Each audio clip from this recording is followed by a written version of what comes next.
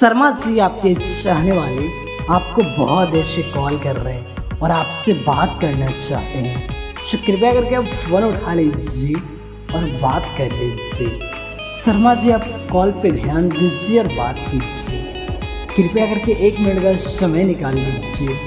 Personal बातें करनी है किसी को आपसे, अर्जेंट बातें करनी है, तो कृपया करके फ़ोन उठाइए शर्मा जी और बात कर लीजिए, वरना फ़ोन कट जाएगा Sharma ji. So please pick up the call Sharma ji.